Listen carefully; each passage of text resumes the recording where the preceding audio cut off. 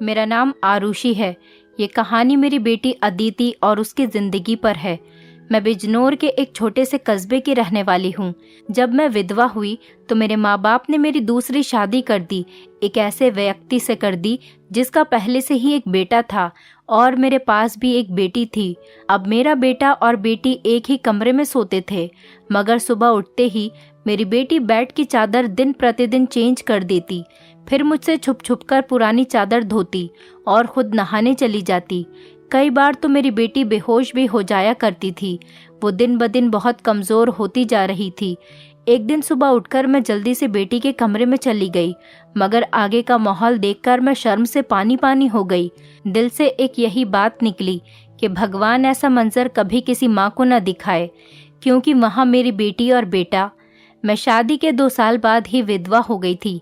उस वक्त मेरी उम्र 18 साल थी, क्योंकि मेरे माँ बाप ने मेरी शादी 16 साल की उम्र में ही कर दी थी।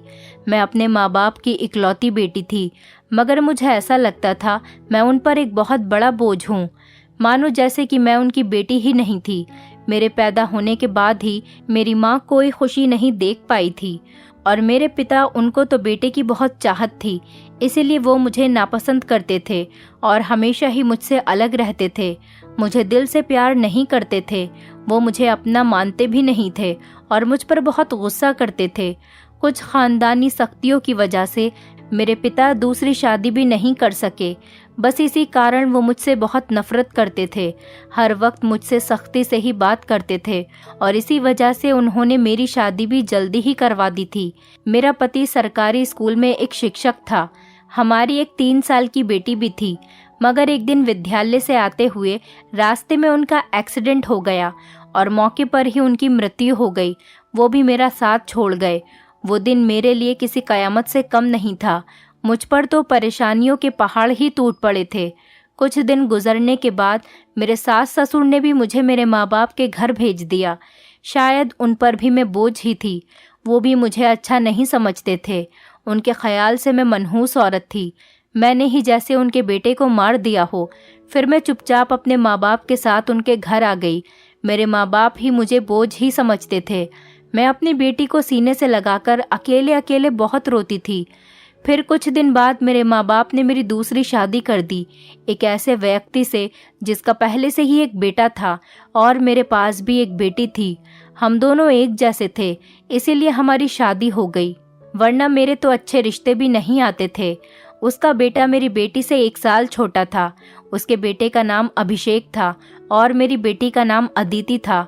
हम लोग साथ ही रहने लगे और वक्त इसी तरह गुजरने लगा। देखते ही देखते अदिति 16 साल की हो गई और अभिषेक 15 साल का हो गया। जब अभिषेक के पिता का देहांत हो गया, वो भी इस दुनिया से चले गए। मतलब मेरे दूसरे पति भी हमेशा हमेशा के लिए हमें छोड़कर चले गए। उनकी हमेशा ही तबीयत खराब रहती थी। उन्हें तरह तरह की बीमारियों ने घेर रखा था, लेकिन उनकी बीमारियों के साथ जैसे तैसे गुजर बसर हो रहा था। उनके जाने के बाद मानो जैसे घर की रौनक ही उड़ गई हो। हमारा अपना मकान था, इसीलिए किराए की चिंता नहीं होती थी और मेरे घर में ही एक किराना की छोटी सी दुकान थी। एक दिन जब हम सब लोग सो रहे थे, फिर अचानक ही बहुत जोर से आवाज़ आई। मेरा तो दिल बैठ गया। मैं बहुत घबरा गई थी और डर भी गई थी। मैंने देखा कि ये आवाज़ तो अभिषेक के कमरे से आई है। मैं उसके कमरे की तरफ दौड़ी तो मैं देखते ही हैरान रह गई। कमरे की छत गिर गई थी। ये देखकर मैं घबरा गई। मुझे डर था कि कहीं अभिषेक तो इस छत के नीचे नहीं दब गया। जब मैं करीब गई और मैंने जाकर देखा तो अभिषेक वहाँ नहीं था। वो बाथरूम जाने के लिए उठा होगा, इसी वजह से उसकी जान बच गई, क्योंकि उसके कमरे की छत गिर गई थी। मैंने ईश्वर से धन्यवाद किया कि ये तो अच्छा हुआ कि अभिषेक को कोई चोट नहीं आई। अगर उसको कुछ हो जाता तो मैं उसके स्वर्गवासी पिता को क्या मुंह दिखाती। लेकिन अब हमारे पास इतने पैसे नहीं थे कि हम उस छत को दोबारा डलवा सकते। कमरे का तो कबाड़ा ही बन गया था। सारी छत गिर चुकी थी और हमने उसको उसके हाल पर ही छोड़ दिया। उसके बाद मैंने अपने लिए अपना बिस्तर रसोई में ही डाल दिया और कमरे में दोनों बच्चों को सोने के लिए कहा, क्योंकि बाहर तो बहुत ज़्यादा सर्दी थी और बाहर कोई सो भी नहीं सकता था और कमरे में एक बेड और एक चारपाई ही थी। 2 लोग भी बहुत मुश्किल से सो पाते थे। अब वो दोनों एक ही कमरे में सोते थे। मजबूरी थी, क्या कर सकते हैं। एक कमरे में तो दुकान थी और मेरे पति ने घर में 3 ही तो कमरे बनवाए थे। यूँ तो हम 3 लोगों के हिसाब से कमरे ठीक थे, लेकिन एक कमरा दुकान के लिए भी तो ज़रूरी था। अब मजबूरी थी, क्या कर सकते थे, गुजारा तो करना ही था।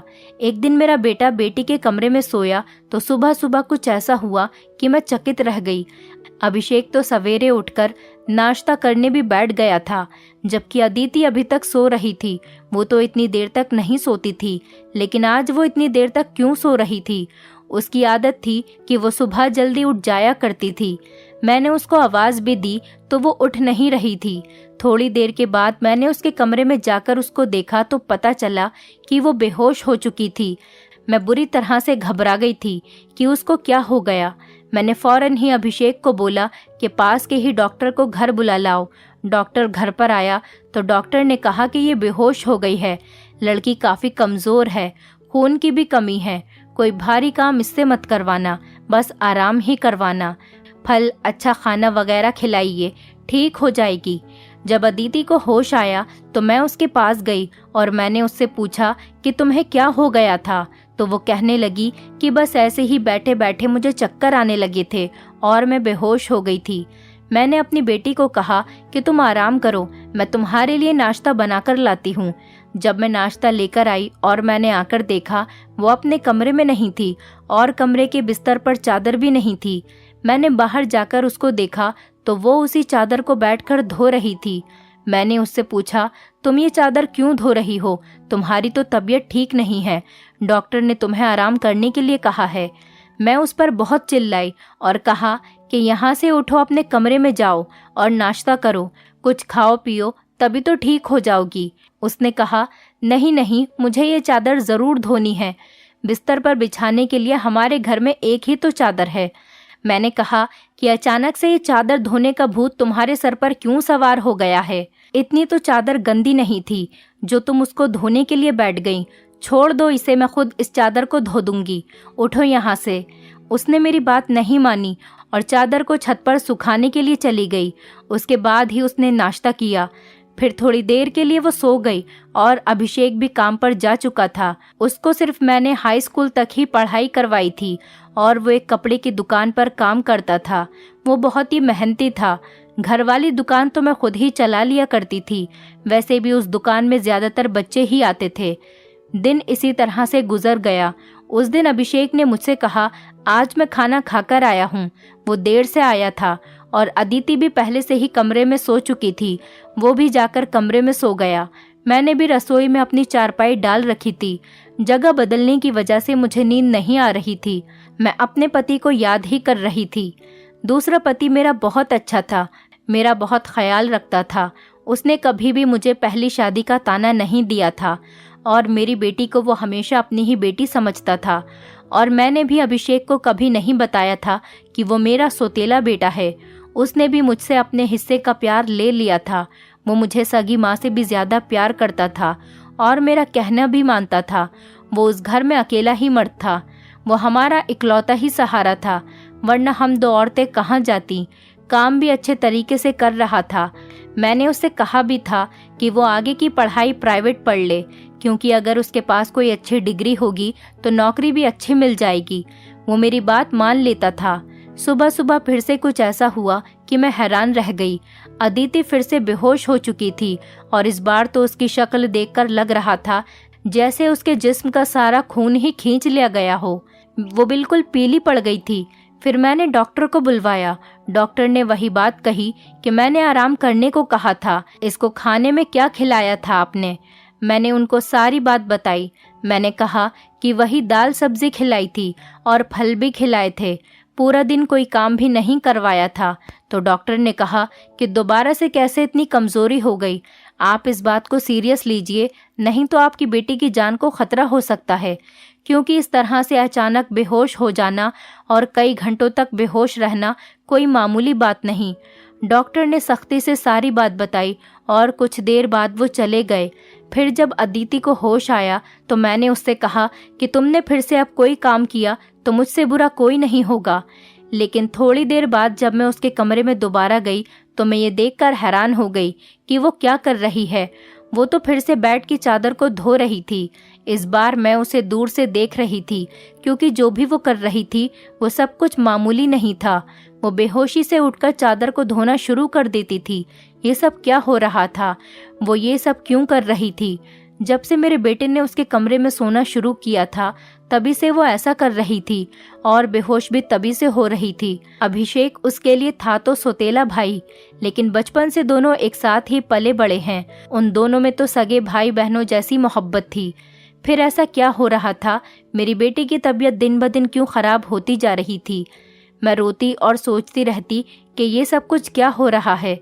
एक औरत कमज़ोर तब होती है जब वो बच्चे पैदा करती है, तो उसके अंदर बिल्कुल भी ताकत नहीं रहती। लेकिन जवान लड़कियां यूं बेहोश होने लगे, ये तो कोई नॉर्मल बात नहीं थी। दूसरे ही दिन उसने चादर धोकर छत पर सुखाई। वो आसपास भी उसे ही देख रही थी कि जैसे मैंने उसे देखा तो नहीं है। मैं रसोई की खिड़की से ये सब कुछ देख रही थी। मैंने भी उसको ऐसा एहसास नहीं होने दिया जैसे मैं उसको देख रही हूँ। लेकिन मेरी बेटी क्या कर रही थी? वो फिर से बिस्तर पर आकर लेट गई और उसने अपने ऊपर वाली चादर को ओढ़ लिया ताकि मुझे कुछ पता न चले नीचे वाली चादर है या नहीं। ये मुझे नहीं पता था। मैंने उसको नाश्ता करवाया और दवाई दी। दुकान अच्छी नहीं चल रही थी। हमारी दुकान पर कोई बड़ा ग्राहक नहीं आता था। सिर्फ बच्चे ही गोलियां और टॉफियां लेने आते थे, जो 5-10 रुपए देकर चले जाते। इसी तरह से तो काम नहीं चलने वाला था। मैं बहुत परेशान थी, लेकिन ये बात मैंने अपने बच्चों को कभी नहीं बताई। अभिषेक को भी कुछ नहीं बताया, क्योंकि वो पहले से ही नौकरी कर रहा था। अब अगर ऐसे में ये बात बता देती तो वो और भी ज़्यादा परेशान हो जाता। लेकिन मैं खुद बहुत परेशान हो गई थी। ऊपर से डॉक्टर ने कहा था बेटी को अच्छी चीज़ें खिलाओ, लेकिन घर में तो दाल रोटी के भी पूरे पैसे नहीं हो रहे थे। घर का खर्चा करना बहुत मुश्किल हो रहा था। लेकिन एक दिन कुछ बहुत ही अजीब हुआ। मैंने अपने बेटे अभिषेक और अदिति को कुछ ऐसी बातें करते हुए सुना जिनकी मुझे बिल्कुल भी समझ नहीं आई। मेरे बेटे ने कहा, ये तुमने तो अभी से ही अपनी तबीयत खराब कर ली है। इस तरह तो नहीं चलेगा। अगर तुम्हें इतनी परेशानी हो रही है तो फिर हम ये सब नहीं कर सकते। मेरी बेटी ने कहा कि नहीं, मुझे ये काम करना है। इसी तरह के मौके बार बार नहीं मिलते हैं, और मुझे क्या पता था कि मेरे साथ ये सब कुछ हो जाएगा। मुझे तो पता ही नहीं था कि मेरे अंदर इतनी भी ताकत नहीं है। मेरे बेटे ने कहा कि अब तो तुम्हें पता है ना, मैं तुम्हारी जिंदगी को दांव पर नहीं लगा सकता। तो मेरी बेटी का कहना था कि नहीं, सिर्फ 2-4 हफ्तों की बात है, उसके बाद ये मौका नहीं मिलेगा। ये सब क्या हो रहा था? मुझे कुछ समझ नहीं आ रहा था। ये दोनों क्या बातें कर रहे हैं? एक दिन तो मैंने कुछ ऐसा देखा जिसको देखकर मैं दंग रह गई। सुबह सुबह ही मेरी बेटी ने चादर को फिर से धोकर छत पर सुखा दिया, और वो एक तरफ खड़ी होकर उल्टी कर रही थी। मैंने कहा कि क्या हो गया है तुम्हें? वो घबरा गई और कहने लगी कि अचानक से मेरा दिल खराब हो गया। मैंने कहा, क्या मतलब है इस बात का कि दिल खराब हो गया तुम्हारा? क्या खा रही हो तुम ऐसा, और चादर को बार बार क्यों धोती हो? क्या छुपा रही हो मुझसे? अगर मुझे पता चला कि तुमने कोई ऐसी वैसी हरकत की है जिससे मेरी और तुम्हारे बाप की इज्जत दांव पर लग गई, तो मैं तुम्हें कभी माफ नहीं करूंगी। मेरी बेटी हैरान हो गई।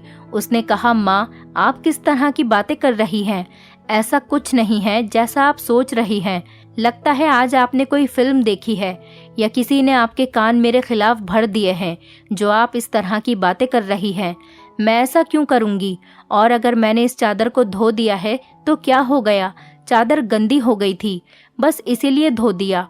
आपको तो पता है कि कई दिन से मेरी तबीयत खराब है, तो दवाई खाने की वजह से मेरे पेट में भी खराबी हो रही है। अगर मुझे उल्टी आ गई तो इसका और कोई मतलब नहीं है। मेरी बेटी मुझसे इस तरह से बात कर रही थी। मैंने उसके मुंह पर थप्पड़ दे मारा और वो जमीन पर गिर गई।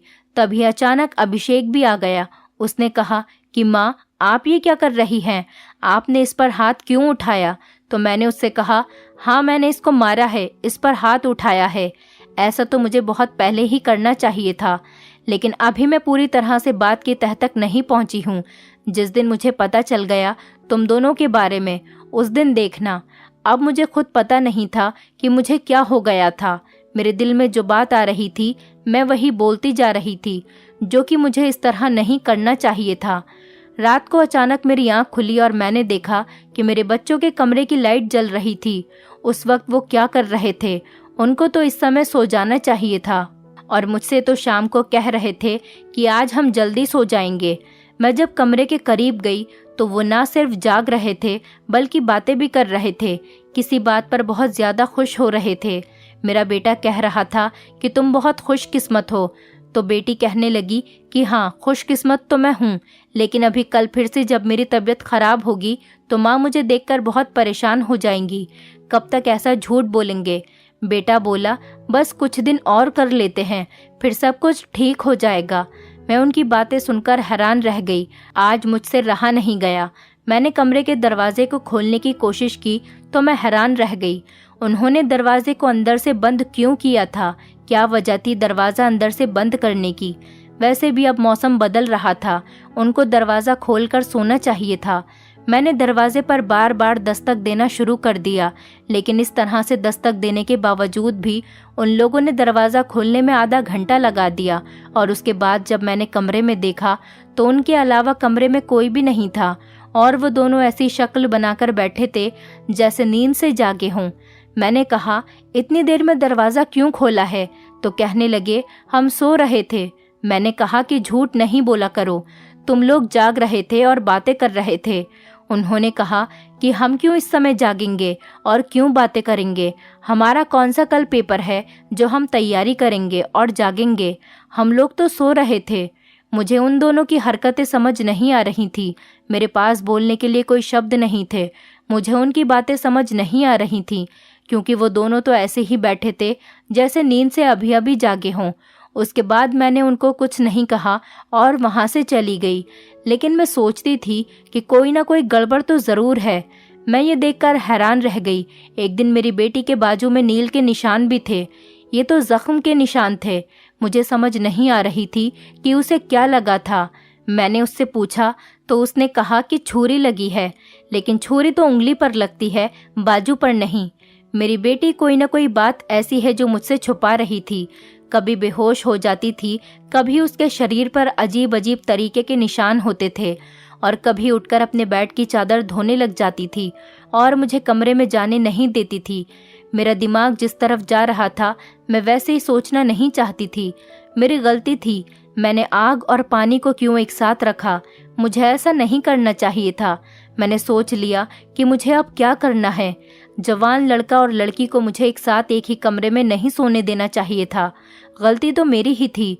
मुझे इन सब बातों का ध्यान रखना चाहिए था। अभिषेक था तो अदिति का सौतेला ही भाई। नियत बदलते देर नहीं लगती।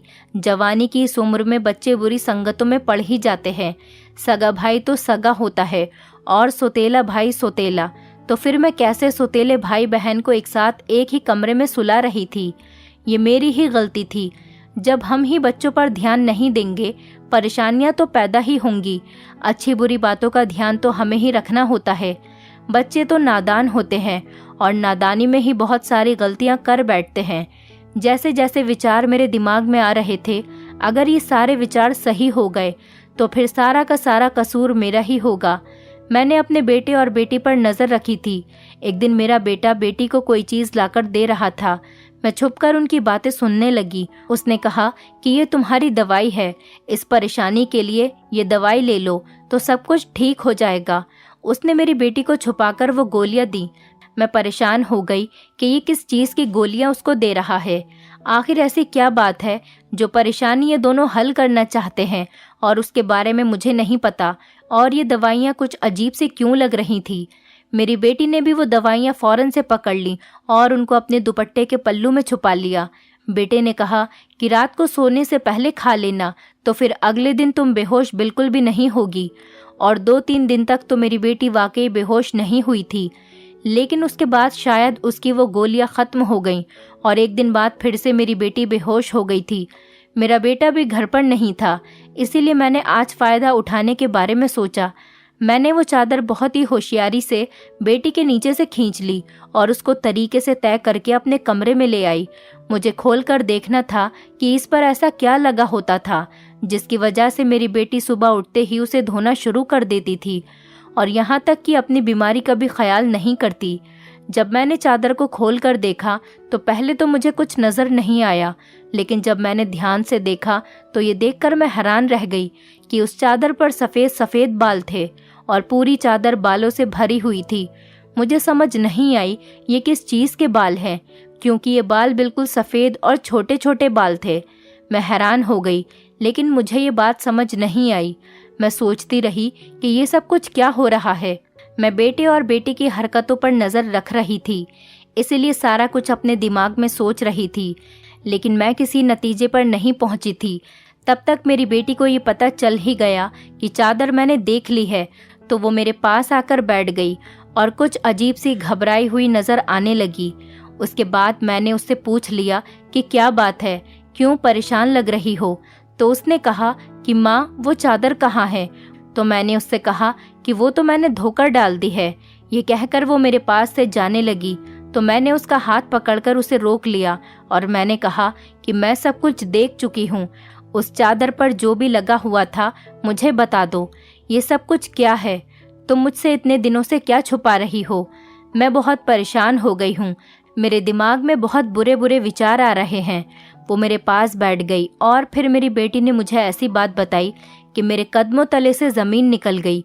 मेरी बेटी ने मुझे बताया कि माँ, जैसा आप समझ रही हैं वैसा बिल्कुल भी नहीं है। दरअसल हमने देख लिया था कि इस घर के हालात अच्छे नहीं चल रहे। घर की दुकान भी नहीं चल रही थी और भैया भी कुछ खास पैसे नहीं कमा रहे थे, लेकिन हमें ऐसा कोई काम नहीं मिल रहा था जो हम लोग कर पाते। फिर भैया के एक दोस्त ने उसको एक काम दिया।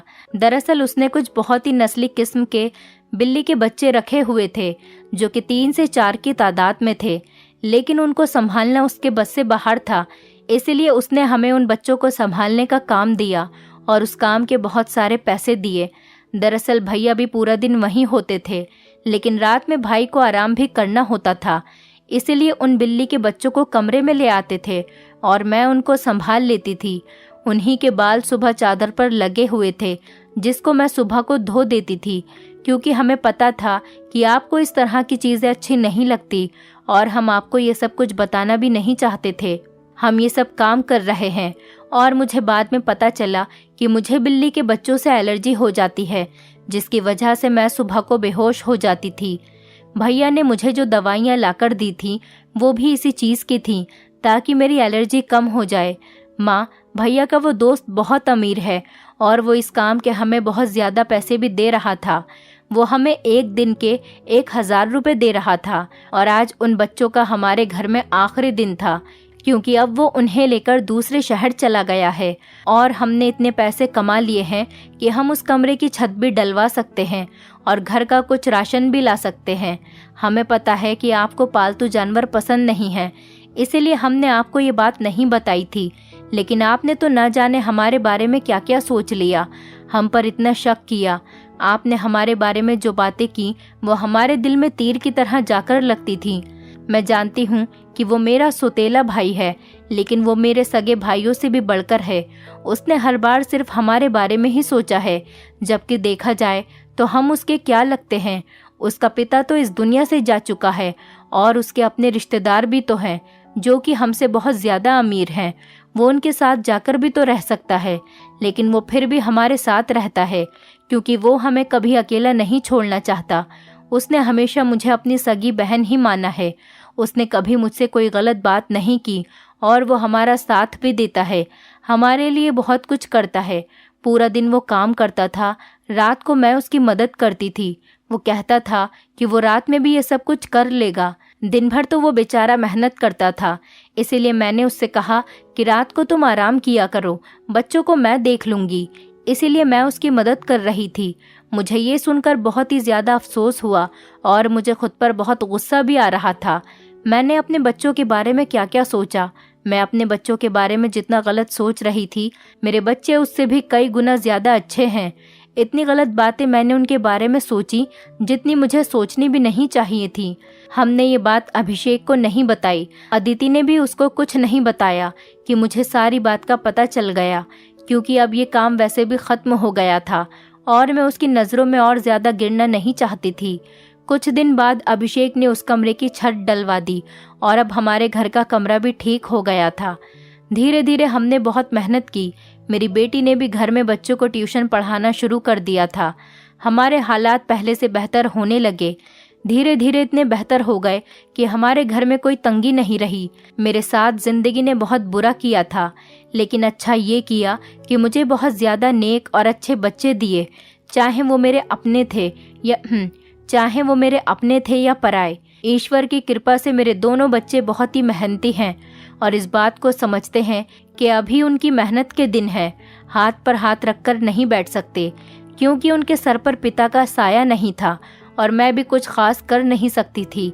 इस बात का उनको एहसास था और ये एक बहुत बड़ी बात है। ईश्वर की कृपा है कि अब सब कुछ ठीक हो गया। ऊपर वाले का लाख लाख शुक्र हुआ। जैसा मैं सोच रही थी वैसा कुछ नहीं हुआ, लेकिन ऐसा हो भी सकता था। अगर ऐसा होता तो मैं कहाँ जाती। बस आखिर में इतना कहना चाहूँगी, जो ऊपर वाला चाहता है होता वही है। मेरे बच्चे बहुत समझदार हैं और उनके दिल में कोई ऐसी बात नहीं है, लेकिन फिर भी मैं ऐसी माँओं को नसीहत करूँगी, बच्चों के साथ के इस मामले में थोड़ी एहतियात ज़रूर करें और वो गलती ना करें जो मैंने अपने बच्चों के साथ की है। मुझे दोनों को एक कमरे में नहीं रखना चाहिए था, क्योंकि जो ना हुआ और वो हो भी सकता था, और अगर वो हो जाता तो सब कुछ ख़त्म हो जाता। मेरे बच्चे तो समझदार थे, शायद मेरे साथ इसीलिए ऐसा नहीं हुआ। अपने बच्चों का ध्यान रखें, उनकी ज़िंदगी पर भी ध्यान रखें और वो कब क्या कर रहे हैं इस बारे में पूरी जानकारी रखें, और बच्चों पर प्यार करने के साथ साथ थोड़ी सख्ती भी रखें, और वो क्या गलती कर रहे हैं क्या नहीं, इन सब बातों के बारे में उनसे जानकारी लेते रहें और इस बात का ध्यान रखें। जब बच्चे जवान हो जाएं तो उनका बिस्तर अलग कर देना चाहिए। आपसे भी यही सब कहूँगी कि अपने बच्चों का ध्यान रखें। दोस्तों, उम्मीद करती हूँ आपको हमारी कहानी पसंद आई होगी। कहानी पसंद आई है तो वीडियो को लाइक करें, चैनल पर नए हैं तो चैनल को सब्सक्राइब करें और हाँ, नोटिफिकेशन बेल को ज़रूर दबाएं ताकि अगली अपडेट सबसे पहले आपको मिले।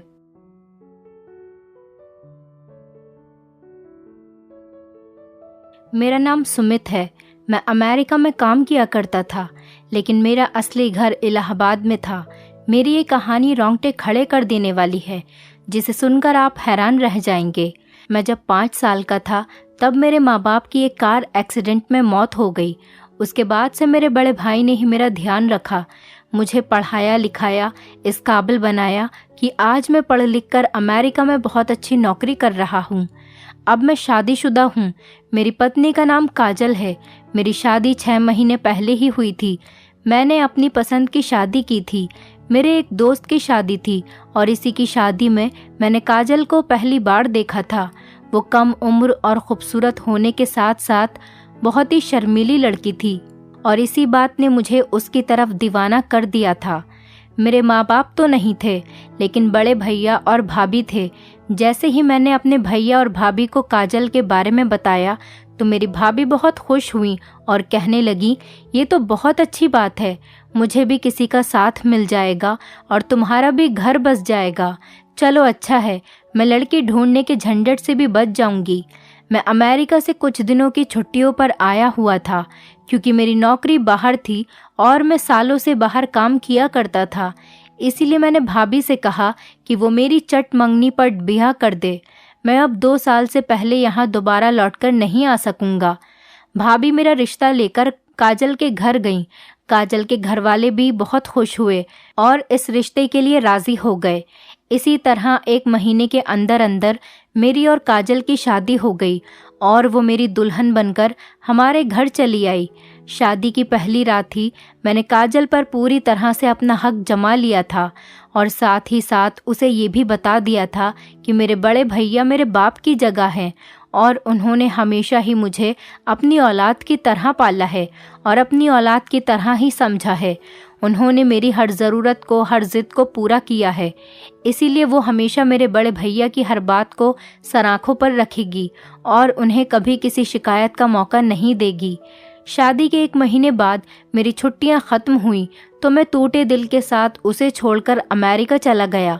अपनी प्यारी पत्नी को छोड़कर अकेला जिंदगी गुजारने के बारे में सोचना भी एक मुश्किल एहसास सा लगता था और मुझे ये वक्त गुजारना था। मुझे 2 साल की जुदाई को हर सूरत में बर्दाश्त करना ही था।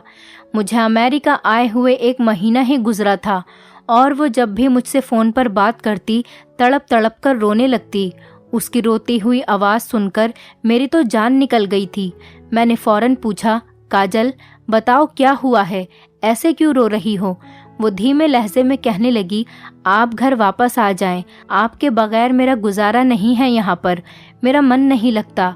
मैं उसको समझाने के लिए कह देता कि क्यों मन नहीं लगता, वहाँ भाभी और भैया तो है ना तुम्हारा ध्यान रखने के लिए।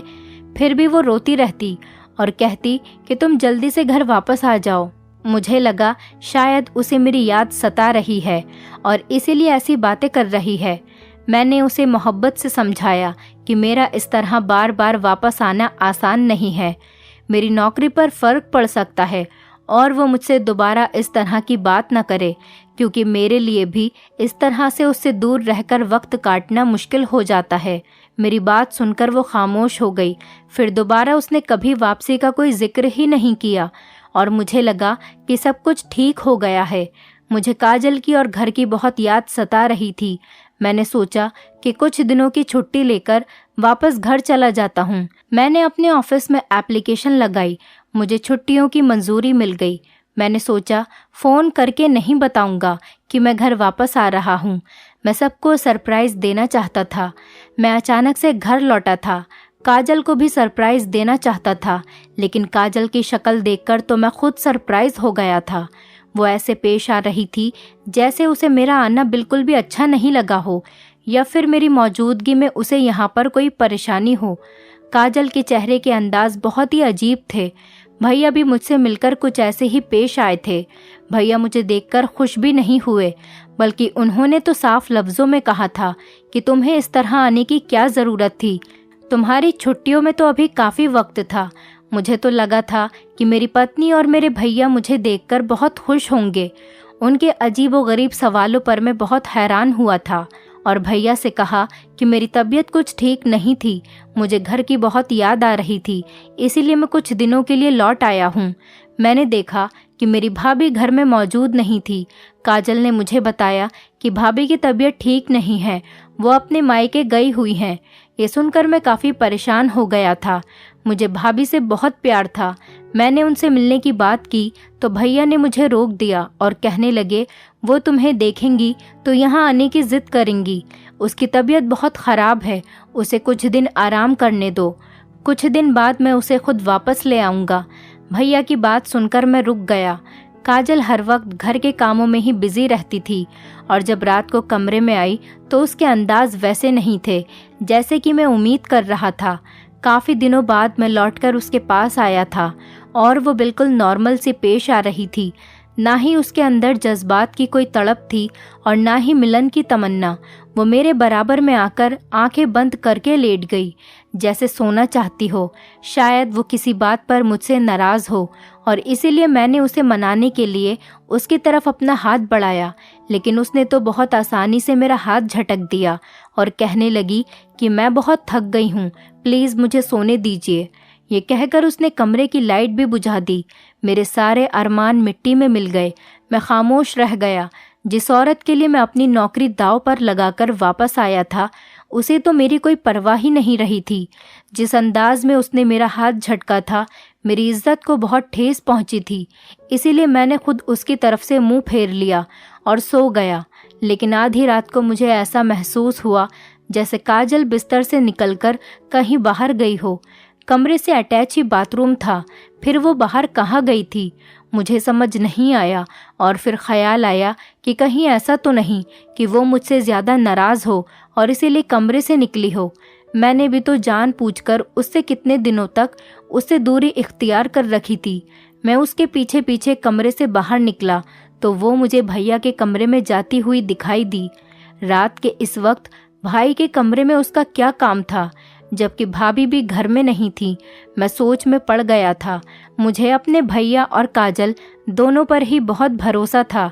इसीलिए मेरे दिल में एक बार भी उनके खिलाफ कोई बात नहीं थी और मैं भैया के कमरे की तरफ बढ़ गया कि शायद वो किसी काम से वहाँ पर गई हो।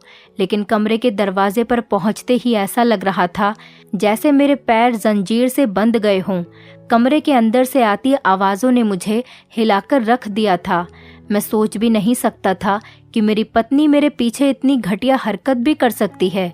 मैं चाहता तो उसी वक्त कमरे के अंदर दाखिल होकर काजल और अपने भैया को रंगे हाथों पकड़ लेता, लेकिन ऐसा करने से हर रिश्ते का भरम टूट जाता और मैं इस भरी दुनिया में अकेला रह जाता। इसीलिए मैंने सब्र से काम लिया था और सोचा था कि मैं काजल के मुंह से सब कुछ जानकर रहूँगा कि आखिर उसने मुझे छोड़कर आधी रात को मेरे भैया के कमरे में जाना क्यों ज़रूरी समझा। मैं कमरे में जाकर वापस बैठ गया और फिर काफ़ी देर के बाद जब काजल वापस लौटी तो मुझे जगा हुआ देखकर उसके चेहरे का रंग बदल गया। मैंने उससे पूछा कि तुम कहाँ पर गई थी, तो वो घबराकर कहने लगी कि मैं हवा खाने के लिए ऊपर छत तक गई थी। उसके झूठ ने मेरा शक यकीन में बदल दिया था, क्योंकि मैं जान गया था कि वो मेरी आंखों में धूल झोंक रही है। लेकिन मेरे भैया ऐसा कैसे कर सकते थे? वो तो मेरे सगे भाई हैं, जिसे मैंने अपने बाप का दर्जा दे रखा था, और मेरे भैया अपनी पत्नी से बहुत मोहब्बत करते थे। वो अपनी पत्नी को धोखा नहीं दे सकते थे। तो फिर आधी रात को मेरी पत्नी और उनके बीच में क्या चल रहा था? मेरी भाभी अपने मायके क्यों गई हुई थी, जबकि आज तक कभी मैंने अपनी भाभी को मायके में रहते हुए नहीं देखा था। मेरे अंदर एक तूफान जाग रहा था और इस तूफान को इसी वक्त थमना था जब सच्चाई पूरी तरह खुलकर मेरे सामने आ जाती।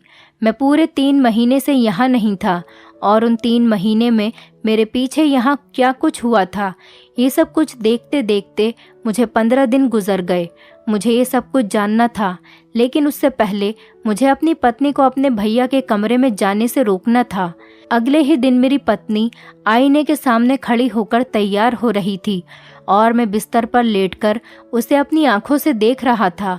मैं उसकी नज़र में एक सोता हुआ इंसान था, लेकिन हकीकत में तो मैं जाग रहा था। रात को इस वक्त अपनी पत्नी को तैयार होता देखकर मुझे हरगिज़ भी खुशी नहीं हो रही थी, क्योंकि मेरी पत्नी मेरे लिए तैयार नहीं हो रही थी, बल्कि उसकी ये तैयारी तो मेरे बड़े भैया के लिए थी।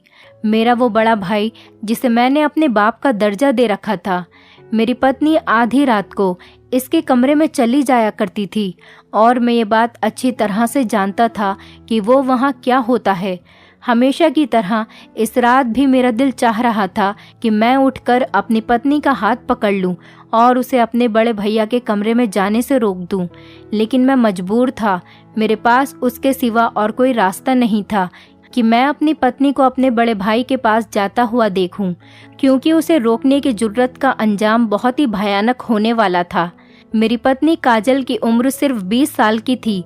वो जवान और खूबसूरत भी थी, लेकिन उसके बावजूद भी काजल मेरे हाथों से बाहर थी, क्योंकि इतनी रातों में एक रात भी ऐसी नहीं आई थी जो उसने मेरे साथ गुजारी हो। मैं हर रात उसे पाने की हसरत लिए बिस्तर पर पड़ा रहता था और वो मुझे नज़रअंदाज करके कमरे से निकल जाती थी। मेरे भैया उसके साथ कैसा ही सलूक क्यों ना करते, लेकिन वो वापस नहीं आती थी और सारी रात उसी के साथ रहती थी। आज भी वो जिस तरह तैयार हुई थी, मेरी नज़र उसके खूबसूरत वजूद पर जमी हुई थी और फिर वो खामोशी से कमरे से बाहर निकल गई और थोड़ी देर बाद अजीबोगरीब आवाज़ों का सिलसिला शुरू हो गया और मैं बस अपने बिस्तर पर लाचारों की तरह पड़ा रहा।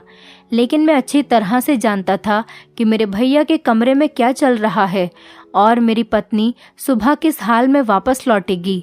दिल तो चाहता था कि मैं अपने भैया के कमरे में जाऊं और हाथ पकड़कर अपनी पत्नी को वहां से वापस ले आऊं, लेकिन मैं बहुत मजबूर था।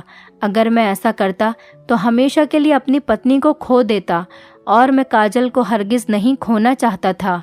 मैं उससे दीवानों जैसी मोहब्बत करता था और इसी के लिए तो मैं अपनी अमेरिका की इतनी बेहतरीन नौकरी छोड़कर वापस लौट आया था। लेकिन मुझे क्या खबर थी कि मेरे पीछे यहाँ क्या हो चुका था। ये राज जब मुझ पर खुला, जब मैं अपनी पत्नी की मोहब्बत में सब कुछ छोड़कर वापस आ गया और यहाँ आने के बाद मुझे पता चला कि मेरी पत्नी तो मेरे बड़े भैया की गुलाम बन चुकी है। मेरी तो दुनिया ही लुट गई थी। शुरू शुरू में तो मुझे इस बात पर यकीन नहीं आता था कि मेरी पत्नी हर रात मुझे छोड़कर मेरे भैया के कमरे में चली जाती है, लेकिन आहिस्ता आहिस्ता मुझे पता चला कि वहाँ सारी रात उन दोनों के बीच क्या होता है। एक पति होने के नाते मेरी बर्दाश्त से बाहर था, लेकिन फिर भी मैं सब कुछ बर्दाश्त करने पर मजबूर था। मेरी पत्नी को कमरे से गए आधा घंटा भी नहीं हुआ था और मेरे बड़े भैया के कमरे से आवाज़ आने लगी थी। अपनी बीवी की ऐसी आवाज़ सुनकर मेरी आंखों में आंसू आने लगे थे कि मैं अपनी पत्नी के साथ ही समझौता देख रहा था, लेकिन कुछ कर नहीं पा रहा था। मैंने सब्र का घूंट पी लिया था। शायद यही मेरा मुकद्दर था और यही मेरा नसीब। सुबह के वक्त जब काजल अपने कमरे में बुरी हालत में और लड़खड़ाती हुई वापस आती थी, मुझे ही पता होता था कि वो किस हाल में वापस लौटी है, लेकिन उसके बावजूद मैं अंधा, बहरा और गूंगा बिस्तर पर पड़ा हुआ था।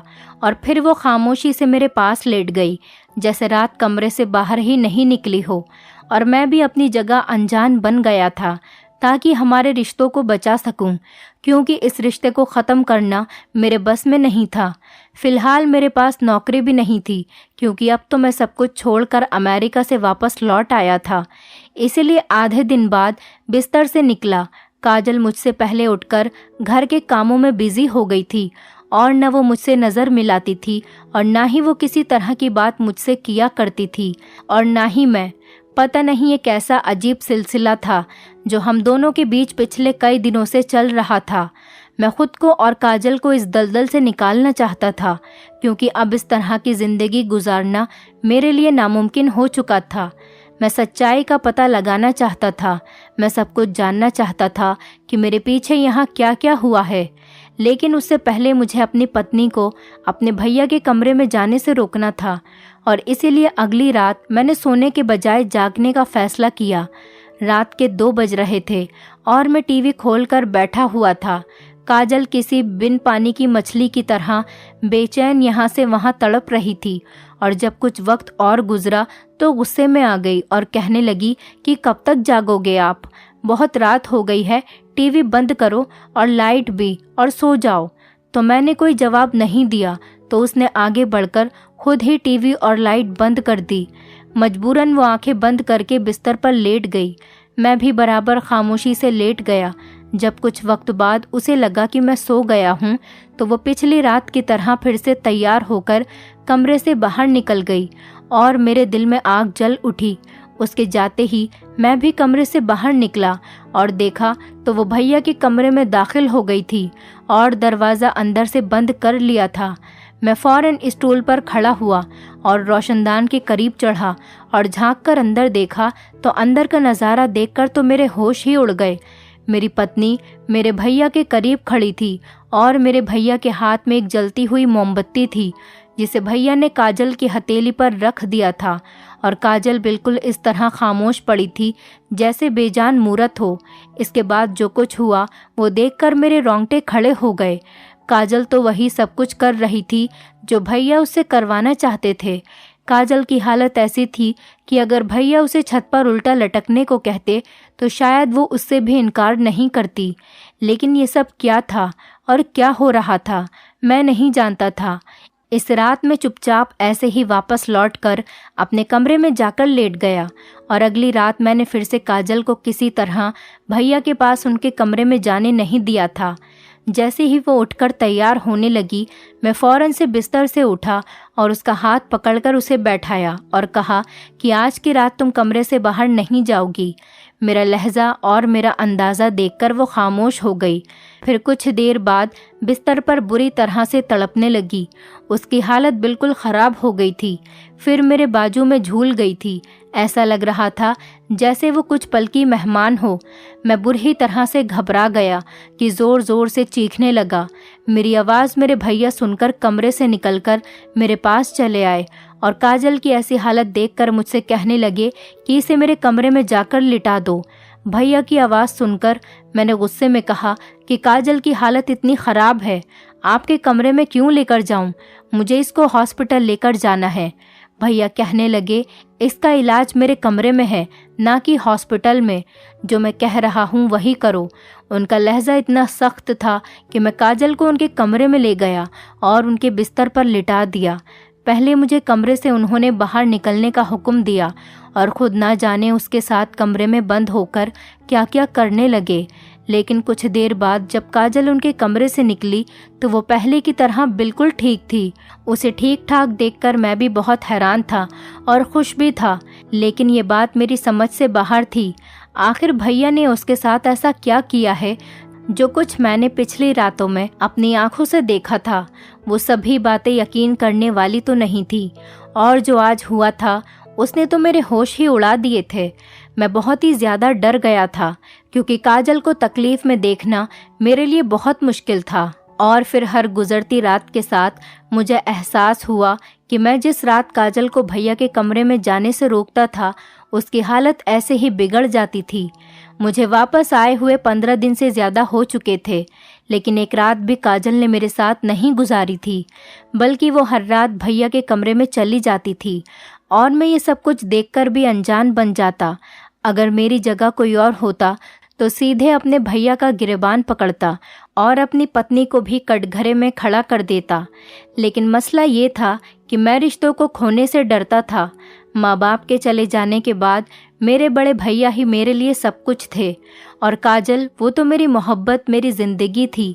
लेकिन वो दोनों मिलकर जो कुछ भी कर रहे थे उसके पीछे क्या वजह थी, ये जानने के लिए मैं घर से निकल गया था और सीधे अपनी भाभी के मायके पहुंचा, क्योंकि मेरे पीछे यहाँ जो कुछ भी हुआ था, अगर इसके बारे में किसी को कुछ पता था तो वो थी मेरी भाभी। जब मैं भाभी के दरवाजे पर गया और मैंने उनका दरवाज़ा खटखटाया, भाभी ने दरवाज़ा खोला और वो मुझे देखकर पहले तो बहुत हैरान हुई और फिर खुशी से मेरा हाथ पकड़कर मुझे अपने घर के अंदर ले गईं और कहने लगी, मैंने तुम्हें बहुत याद किया। मैं पिछले 2 महीने से यहाँ पड़ी हुई हूँ और तुम्हारे भैया ने एक बार भी पलटकर मुझे नहीं देखा। मैंने हैरानी से पूछा कि आपकी तबीयत ठीक है? मुझे तो बताया गया था कि आप बीमार हैं। भाभी ने हंसकर मेरी तरफ देखा और कहने लगी, बीमार मैं नहीं, बल्कि वो लोग हैं जो मुझे बीमार कर रहे हैं। इलाज की ज़रूरत उन लोगों को है, मुझे नहीं। भाभी का अंदाज बहुत अजीब था। मैंने कहा, भाभी मुझे सच सच बताइए कि मेरे पीछे यहाँ पर क्या क्या हुआ है। मैं जब से यहाँ आया हूँ भैया और काजल का रवैया देखकर मैं बहुत परेशान हूँ। मेरी पत्नी तो मेरी रही ही नहीं, मैं जाऊँ तो कहाँ जाऊँ। मुझे परेशान देखकर भाभी ने तसल्ली दी और कहने लगी, सब कुछ ठीक हो जाएगा, तुम फिक्र मत करो। और फिर भाभी ने मुझे एक ऐसा राज बताया जिसे सुनकर मेरे रोंगटे खड़े हो गए। जो कुछ मैं देख रहा था वो वैसा नहीं था जैसा मुझे नज़र आ रहा था। सारी हकीकत जानकर मेरी तो जान ही निकल गई थी। आज भाभी के पास आकर मुझे पता चला कि सब कुछ ठीक नहीं हुआ था, बल्कि पूरी तरह बिगड़ गया था। भाभी ने बताया, एक दिन जब मुझे काजल ने रोते हुए फ़ोन किया था, दरअसल वो बहुत ज़्यादा परेशान थी क्योंकि भैया ने उस पर जादू करवाना शुरू कर दिया था और उसकी तबीयत बहुत ज़्यादा ख़राब रहने लगी थी। मेरे भैया मेरी शादी नहीं करवाना चाहते थे क्योंकि मेरे भेजे हुए पैसों से वो शहर में अपने नाम की जायदाद बना रहे थे और वो नहीं चाहते थे कि मेरी फैमिली बने, इसीलिए उन्होंने मेरी शादी तो करवा दी। लेकिन मेरे अमेरिका वापस जाने के बाद भाभी मेरी पत्नी को भैया के नापाक इरादों से बचा नहीं पाई और भैया ने मेरी पत्नी को कई तरीकों से तंग करना शुरू कर दिया था। लेकिन जब काजल तकलीफ़ बर्दाश्त करती चली गई तो उन्होंने काले जादू का इस्तेमाल शुरू किया और काजल को अपने काबू में कर लिया। आधी आधी रात को वो काजल को अपने जादू के आसार में करके उस पर पढ़ाई करते, कभी उसका हाथ जलाते तो कभी उसको पढ़ पढ़कर तकलीफ़ देते और इसीलिए उसकी ऐसी आवाज़ें निकलती थीं। लेकिन वो कभी भी भैया के खिलाफ नहीं जाती थी। भैया उस पर काला जादू कर रहे थे जिससे वो ज़िंदगी भर के लिए ना सिर्फ उनके गुलाम हो जाती बल्कि वो बे औलाद भी रहती। भाभी ने भैया को रोकना चाहा तो भैया ने उनकी बात नहीं मानी और इसीलिए भाभी ने गुस्से में घर छोड़ दिया था। भैया दौलत के लालच में इस कदर अंधे हो गए थे कि उन्होंने सारे रिश्तों को एक साथ दांव पर लगा दिया था। काजल भी हर रात इस जादू के असर में उनके कमरे में पहुंच जाया करती थी और जिस रात नहीं जाती थी उसकी तबीयत बिगड़ जाती थी। ये सब सुनकर मेरी जान निकल गई थी। फिर भाभी ने मुझे उस जादूगर का पता दिया जिसके साथ मिलकर भैया ये सब कुछ करवा रहे थे। भाभी ने कहा कि अगर तुम अपने भैया से ज़्यादा पैसे उस जादूगर को दोगे तो वो तुम्हारे लिए ये काम ज़रूर करेगा और सब कुछ ठीक हो जाएगा। मैंने ऐसा ही किया और उस जादूगर को बहुत ज़्यादा पैसे दिए तो उसने न जाने ऐसा क्या किया कि भैया का जादू ही उल्टा पड़ गया। काजल ने तो उनके कमरे में जाना छोड़ दिया था, लेकिन अब हर रात उनके कमरे से उनके चीखने की आवाज़ आने लगी थी। कुछ दिन ये सिलसिला ऐसे ही चलता रहा और फिर एक दिन भैया ने खुद हमारे कदमों में गिरकर हमसे माफ़ी मांग ली, क्योंकि वो बहुत तकलीफ़ में थे और इस तकलीफ़ से निकलना चाहते थे। मैंने भैया को माफ़ कर दिया था, लेकिन अपने रास्ते उनसे अलग कर दिए थे। मैंने हमेशा के लिए अमेरिका वाली नौकरी छोड़ दी थी और काजल के साथ एक अलग मकान में शिफ्ट हो गया था। कभी कभी रुपये, पैसे और जायदाद इंसान से उसके रिश्तों को दूर कर देते हैं और मेरे साथ भी ऐसा ही हुआ था। जायदाद के लालच में आकर मेरे भैया ने हर रिश्ते को खो दिया था। ना ही भाभी उनके साथ थी और ना ही काजल और मैं। क्या आप लोगों ने भी आज की दुनिया में ऐसे लालची लोगों को देखा है जिन्हें दौलत के आगे रिश्तों की कोई परवाह नहीं होती? अब मैं और काजल, हम दोनों ने अपनी एक अलग ही दुनिया बसा ली थी।